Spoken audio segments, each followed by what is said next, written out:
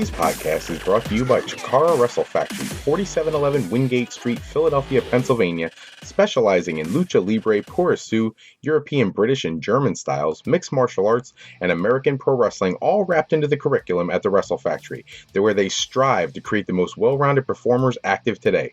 Hey yo, it's the Fro Wrestling Podcast for listeners. Help us out and click the subscribe button below to support us on the YouTube feed. Today we're going to get talking about all the latest news and rumors in the world of professional wrestling, some crazy things going on in the world of Impact Wrestling. First off, SmackDown is going to feature a main event match between AJ Styles and Randy Orton for the number one contendership to Bray Wyatt at WrestleMania. This is kind of what you were expecting it to come to eventually. At some point, we had to get a definitive answer who's going to challenge Bray Wyatt, and I think, as everybody expects, it's probably going to be Randy Orton. My only issue with this match is that you're giving away the Randy Orton versus AJ Styles match for the first time ever. And I think that's something, I don't want to say it's akin to Hulk Hogan versus Goldberg on Nitro, but it's definitely a match that could have been a primary match in a major pay-per-view that we're now going to have to see on regular television. And I think WWE's missing the boat here for something they really could have built to be something special. And instead it's going to be rushed to make this WrestleMania main event happen, which I suppose I understand. But at the same time, I think it takes away a lot of the momentum that you could really build into an amazing feud between these two at a later point. So we'll have to see how that works out. I'm very much expecting it to be Randy Orton. Moving on, preliminary negotiations have begun with the Hardy Boys and World Wrestling Entertainment, being with the biggest issue in the negotiations focused primarily on the creative control aspect of things. Now, I will tell you, as we went live to record this podcast, I have breaking news related to the Hardys that's coming up shortly. But in the meantime, just think about that for a second. The Hardys negotiating with WWE with that match booked already for WrestleMania weekend against the Young Bucks. And now with the New Day with no matchup for the tag team division at WrestleMania, there could be something in the works for that if the Hardys are still available for WrestleMania. Expect The Undertaker to appear at Fastlane and again at Raw to build to his WrestleMania match, which right now is slated to be against Roman Reigns. That's something we've been talking about a few times on the podcast. Now it looks like we're getting ready to finally see the storyline laid out. So we'll be able to see how everything's going to come down. I'm really, even in Vegas or wherever you get the wrestling betting odds from, the odds have been shifting like crazy. I mean, right now, Goldberg's still the favorite to beat Kevin Owens. Charlotte Flair's still favored to beat Bayley. To take the women's championship from Bayley. I don't know if it's actually to take the title or just defeat Bayley, but Charlotte is the favorite in the match. Gallows and Anderson are favored to keep the tag team championship. In the cruiserweight match, Neville is a huge favorite over Jack Gallagher. I expect that just because I think they are building towards that Austin Aries match at Mania, but at the end of the day, as I said in a previous podcast, Jack Gallagher and Neville have been having some great banter back and forth on the different television programs, so it's looking like Neville's going to walk out of Fastlane, but I'm expecting those two to have an amazing match. Braun Strowman is the new shift. He is a huge odds-on favorite to defeat Roman Reigns at Fastlane. He's a minus 2,000 right now, and I think a big part of why that shift has happened is because The Undertaker now has a minus 200 odds to show up at ringside during that match, which is a huge indicator that The Undertaker will be at WrestleMania to take on Roman Reigns, and that this match at Fastlane tomorrow night will set that up. Sami Zayn is the underdog to Samoa Joe's minus 1,500. Sasha Banks, who was favored earlier in the week, is now a heavy underdog to Nia Jax, who's a minus 1,700. And Rich Swann and Akira Tozawa are the favorites over Brian Kendrick and Noam Dar for their match on the kickoff show. So I said that I was going to get to this breaking news, and here it is. The breaking news is that tonight, completely unannounced at a show in Manhattan, the Hardy Boys have shown up in Ring of Honor and have won the Ring of Honor World Tag Team Championship. This is adding to their quest for the gold to prove that they are the greatest tag team in wrestling today, and it looks like they have accomplished the next set of goals in that path. So they have taken the tag team championship. Now you know that the match that they're supposed to have WrestleMania weekend is now going to be a tag team championship match, which is only going to add more mystique and more excitement to that match. So let's keep our eyes on what happens there. In this show where they took the tag team championship, they cut a promo totally trouncing Impact Wrestling. The fans were chanting FTNA and all this other stuff. And at the end of the day, what it boils down to is the Hardys claim they've signed a more lucrative contract with Ring of Honor than the Young Bucks have, which I don't know if that's a long-term deal, a short-term deal, if this is a one-off or what this is, but obviously this is huge news in either event for Ring of Honor Wrestling. Moving over to Impact Wrestling, Bubba Ray Dudley was very close to returning as Bully Ray when they were doing their tapings this week. He was negotiating with TNA and they could not come to terms on a deal. Instead, that's what led to Alberto Del Rio, Alberto El Patron, coming in and filling that main event position to go against Bobby Lashley. So now we talked about the results from the previous show. There was the last show that the Hardys were going to be on. They had the broken Hardy character thing going on. They did their quest for more championships. Now we're moving into the new regime, the new tapings. So the first night of new tapings, Alberto El Patron appears. He takes the world championship from Bobby Lashley, but there was controversy, and we highlighted that in the previous episode. Well, they go back to tape more episodes, and to kick off the next set of episodes, Alberto El Patron comes out and vacates the Impact World Championship to kick off the show for March 16th. In that show, they return the championship to Bobby Lashley, and there's some banter that occurs between Alberto Del Rio and EC3, which is obviously going to lead to a match between the two. On that same show, Davey Richards ends up defeating Suicide, whose character returns to TNA, was always a very popular character. And a really strange part, Karen Jarrett had come out to talk about the changes in Impact Wrestling, and Josh Matthews came out. He interrupts Karen Jarrett, trash talks about the fans, really making fun of them. And the part that really blows your mind here is he talked about, I want to say he said something like, they're too cheap to buy tickets to see NXT. I cannot believe that the new management of Impact Wrestling would want to be talking about the competition, especially since it's almost like he's comparing their product to NXT rather than WWE or Raw or SmackDown. And to me, that's just making your company look weak, not making it look strong. It's just my opinion. Alberto El Patron ends up facing off against EC3, and he wins to become the new number one contender to Bobby Lashley's world title. I don't really understand the booking sense here, since he just had him defeat Lashley, give the title back, make him the number one contender. It makes that whole situation seem very strange. It's just not your normal booking. There were other talents at the taping. Matt Morgan, Chris Masters were in the back. They were not used on camera yet. They move forward and they start recording some more episodes.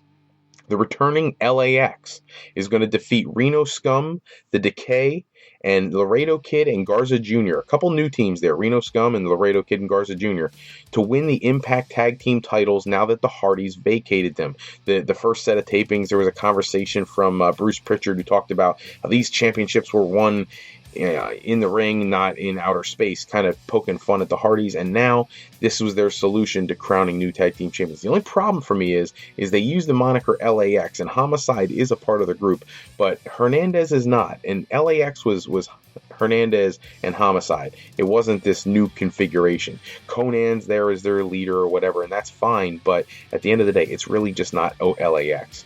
ODB has returned to Impact Wrestling. She was crowned the new number one contender to the Knockouts title. James Storm broke up the DCC, and he returns to his cowboy gimmick on a quest to become a world champion once again. He even referenced when he won the title the first time being one of the highest rated shows in Impact Wrestling history. They close out some of the tapings with Davey Richards facing Eddie Edwards.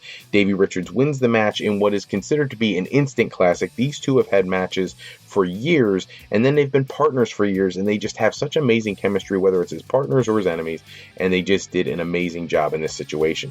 They also taped the Knockouts One Night Only pay-per-view, and in that pay-per-view, Eddie Edwards' wife, Alicia, ends up winning a full-time contract that's given to her by Karen Jarrett after she wraps up the final match. She's on the winning team. So just all sorts of stuff going on with Impact Wrestling. They're really putting together a ton of new storylines, and it's almost as if, TNA went out of business and Impact was something new. It just has a whole different feel to it. There was not a lot done with Moose. There was nothing done with Cody Rhodes. There was a lot of their talents that just seemed to either not show up or got buried.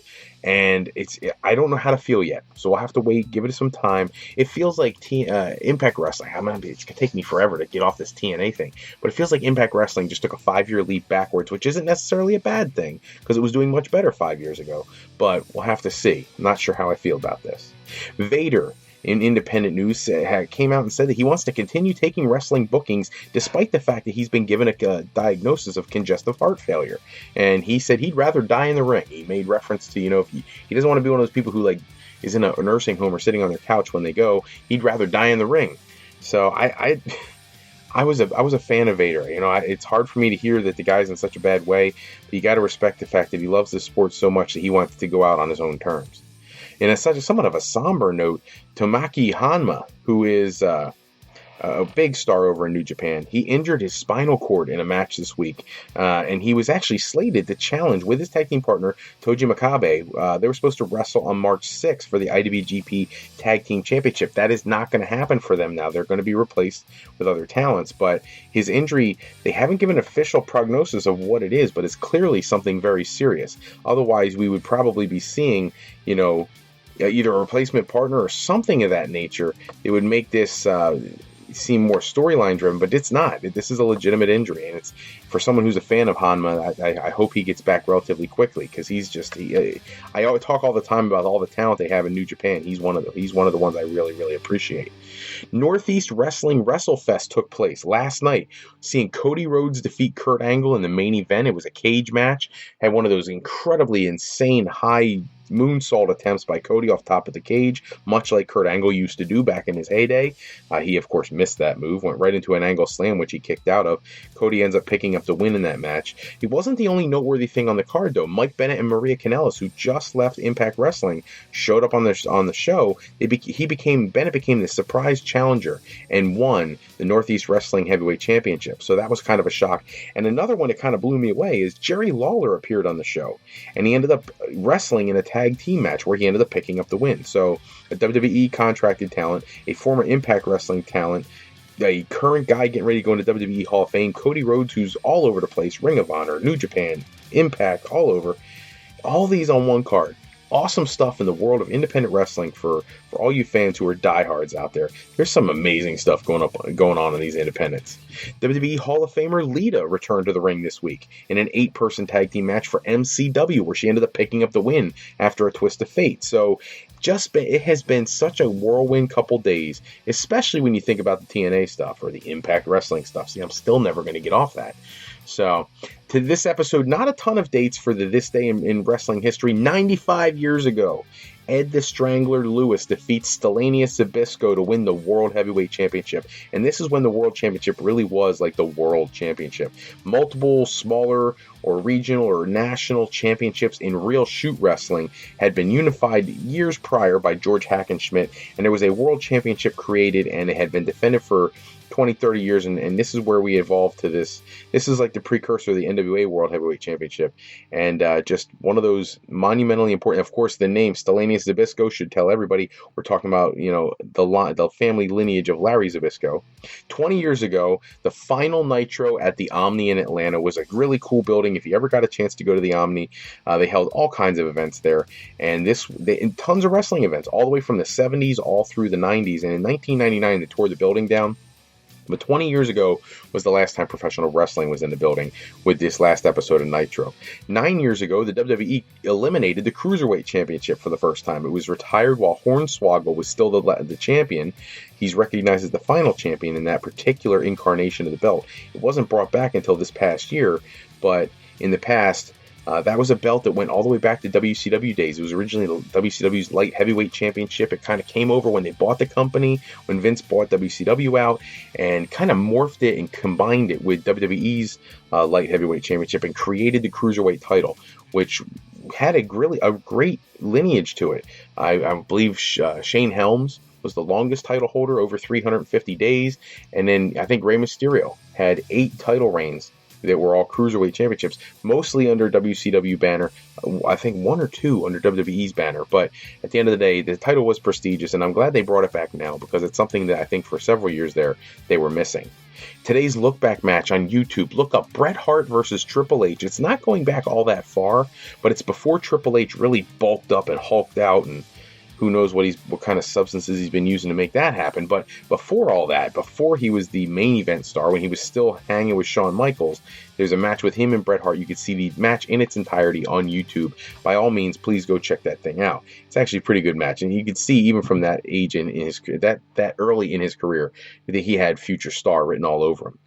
After our last episode, our fantasy booking, I told you we've got this 64-person tournament going on, and so results have been submitted. I will keep taking results for a couple more days on the first two sets of wrestlers, first two matches, two sets of matches, but I'm going to give you your next two. And so tonight's Mark Henry versus Kevin Nash, and next match is Triple H versus Lex Luger. So, in the YouTube feed, go in there and tell me who wins Mark Henry versus Kevin Nash and who wins Triple H versus Lex Luger. The person who receives the most votes on the YouTube poll in the comments section is going to move on to the next round of our tournament. And the tournament is already shaping up to be pretty impressive. I'm really shocked with some of the comments I've gotten in my email and whatnot about who should win which match and whatnot. I love seeing that banter from you guys. That's just awesome. You guys are an amazing, amazing listening audience. For today's YouTube fan poll, which of these was more important in the history of professional wrestling? So would you choose Tammy Sytch, also known to WWE fans as Sunny, or Miss Elizabeth, the Macho Man's real-life wife, on-screen valet? Which one had a bigger impact in the history of professional wrestling? Give me your opinion in the YouTube comments along with your choices for the 64-man tournament, and we'll try to report back to you guys in a future episode what the results were. By all means, people, please go online and give us a review, give us a subscribe. We need those subscribes to move our podcast up the rankings ladder and try to draw more and more interesting guests. I'm in the process of setting up a day for our first major guest.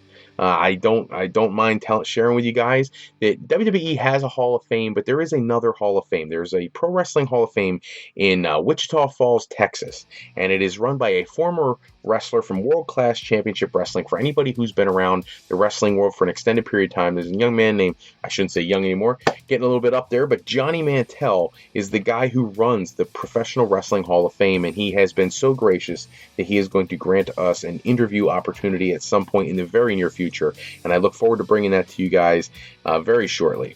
Don't forget to check out the Fro Life Planning contest that's going on. For those of you who don't know what Fro Life Planning is, we help students and adult learners find their path to higher education or a new career. Every month, I'm going to be giving away a 30-minute one-on-one consultation to one lucky winner. If you don't need that consultation, that's okay. 100% transferable to anybody you know that needs that consultation. I'm more than happy to do that. No purchase is necessary. Just do a couple things for me. 1, launch iTunes in your computer. 2, go to the Fro Wrestling Podcast iTunes page and click the subscribe button. Once you've done that, click on the ratings and reviews, which will pop up with another choice to click write a review, and give us one. Give us an honest review and click submit. When you're all done knocking out all the business on iTunes, pop over to our website at www.frolifeplanning.com/contest, and you can be entered for a chance to have a one-on-one phone consultation to aid in that educational planning. That's all the time we have for this episode. Check back with us in episode 35, where we're going to review everything that happens at Fastlane. Very exciting card coming up. I can't wait to see if everything unfolds the way all those odds makers think they're going to go down, or are we going to see some surprises? I would not be surprised to see Brock Lesnar show up tomorrow night and interfere in that World Championship match. And if I was booking this is just my opinion, I would book Brock Lesnar to purposely cost Kevin Owens the championship. You've already got your storyline set up with Kevin Owens going against Jericho at Mania. You've already got your match set up with Brock against Goldberg. But if you have Brock cost him the championship, then you have padded yourself with another main event match in the future. Jericho and Owens can settle their stuff. Then you can have your situation with Brock and Goldberg resolved. And when it's all said and done, you've got the revenge factor for Kevin Owens trying to pursue Brock Lesnar for the World Championship at a later time. That's how I'd book it. Special thanks in this episode, as always, goes out to bensound.com and purpleplanet.com for producing all of our music and sound effects used throughout today's show. Today's podcast is sponsored in part by Beazle Games. Bringing a new friend to family night game night is easy with sketchy people. Showcase your artistic side in this new game from Beazle Games and bring that fun and excitement back with the sketchy people at www.thegamecrafter.com/sketchypeople, and that's where you can pick up your copy today. And alleyrepair.com. Contact Alley Repair today for servicing of all of your skee ball, pinball, and arcade needs. This guy does amazing work.